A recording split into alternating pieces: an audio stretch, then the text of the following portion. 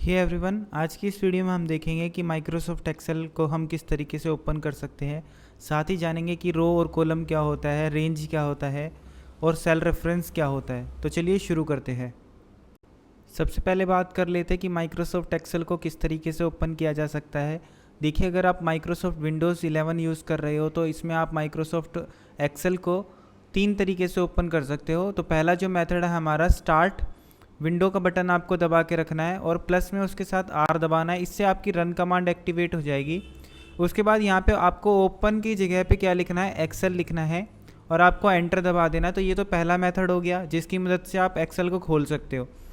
अब कुछ टाइम लेने के बाद एक्सेल हमारा खुल जाएगा।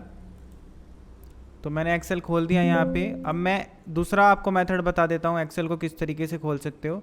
आपको सिंपली यहाँ पे स्टार्ट मेन्यू पे जाना है। स्टार्ट मेन्यू में जाने के बाद आप यहाँ पे ऑल ऐप्स में जाइए या फिर यहाँ पे सर्च कर लीजिए। सर्च में करने के बाद आपको मिल जाएगा एक्सेल।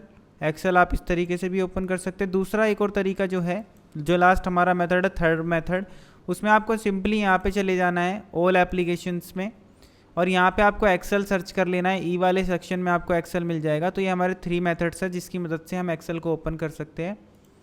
चलिए अब देख लेते हैं हमारे एक्सेल के अंदर रो, कॉलम और सेल रेफरेंस, रेंज किस चीज़ को बोला जाता है। देखिए, जैसे ही एक्सेल को ओपन किया जाएगा, ओपन करने के बाद यहाँ ऊपर की तरफ आपको कुछ अल्फ़ाबेट्स लिखे दिखेंगे। इन अल्फ़ाबेट्स का जो लास्ट नंबर होता है वो XFD होता है।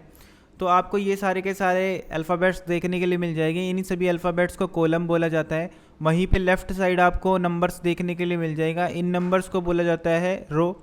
तो एक रो और एक कॉलम मिलके जहाँ पे इंटरसेक्ट करती है, जहाँ पे टकराती है, इस वाले पॉइंट को हम बोलेंगे सेल, क्योंकि जो सेल होती है वो एक रो और एक कॉलम से मिलके बनती है।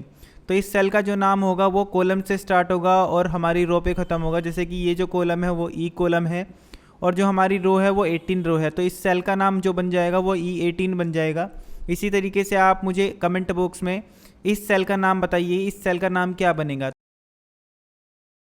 तो ये जो है H कॉलम है और ये 3 रो है। तो इसी सेल का नाम जो बन जाएगा H3 बन जाएगा। आई होप आप लोगों ने कमेंट किया होगा।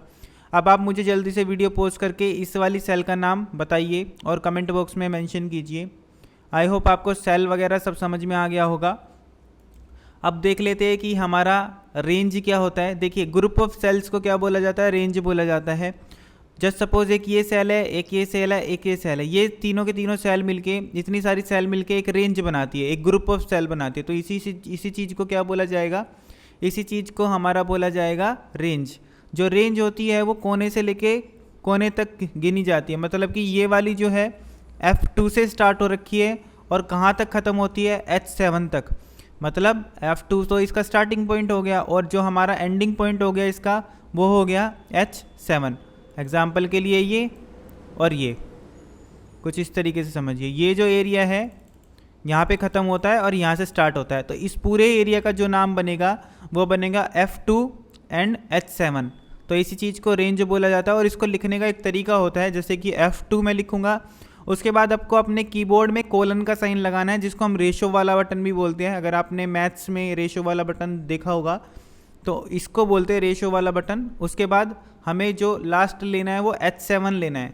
तो ये तरीका होता है हमारे रेंज को लिखने का। आई होप आपको समझ में आ गया होगा। तो यही था रो, कॉलम, रेंज को समझना। आई होप आपको ये वीडियो अच्छी लगी होगी। Thanks for watching.